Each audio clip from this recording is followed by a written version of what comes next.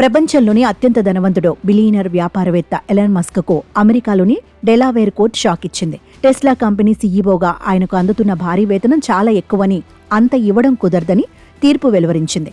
అయితే కోర్టు ఇదే తీర్పు జనవరి 2024లో ఇచ్చింది. కానీ దానిపై మరోసారి రివ్యూ చేయాలని టెస్లా కంపెనీ పిటిషన్ వేయగా కుదరదని స్పష్టం చేసింది.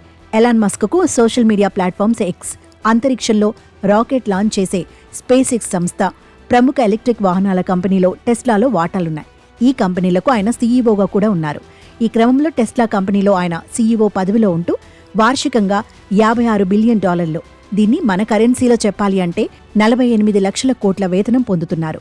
ఆయనకు అంత వేతనం ఇవ్వడం చాలా ఎక్కువని టెస్లా కంపెనీ షేర్ హోల్డర్లలో ఒకరు రిచర్డ్ టొనెట్టా 2018లో డెలావేర్ రాష్ట్రంలోని చాన్సరీ కోర్టులో పిటిషన్ వేశారు. ఈ పిటిషన్ విచారణ సుదీర్ఘకాలం సాగింది.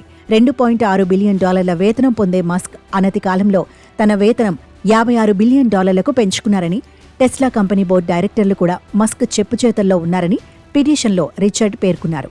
ఈ క్రమంలో 2024 జనవరిలో డెలావేర్ చాన్సరీ కోర్టు మహిళా న్యాయమూర్తి జడ్జి క్యాథలిన్ జే మెక్కార్మిక్ టెస్లా కంపెనీ సీఈఓకు పరిమితులకు మించి వేతనం అందుతోందని, ఆయన వేతనం తగ్గించాలని తీర్పు చెప్పారు. ఆ సమయంలో కోర్టు తీర్పుని ఎలాన్ మస్క్ తీవ్రంగా విమర్శించారు. డెలావేర్ కోర్టు తీర్పుని టెస్లా కంపెనీ సుప్రీంకోర్టులో సవాల్ చేయనుందని సమాచారం. కోర్టు తీర్పు పట్ల ఎలాన్ మస్క్ అసహనంగా ఎక్స్లో ఒక ట్వీట్ చేశారు.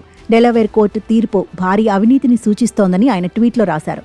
మరోవైపు అమెరికా అధ్యక్ష ఎన్నికల్లో డొనాల్డ్ ట్రంప్ విజయం సాధించడంతో ఎలాన్ మస్క్ ఆస్తి విలువ భారీగా పెరిగిపోయింది.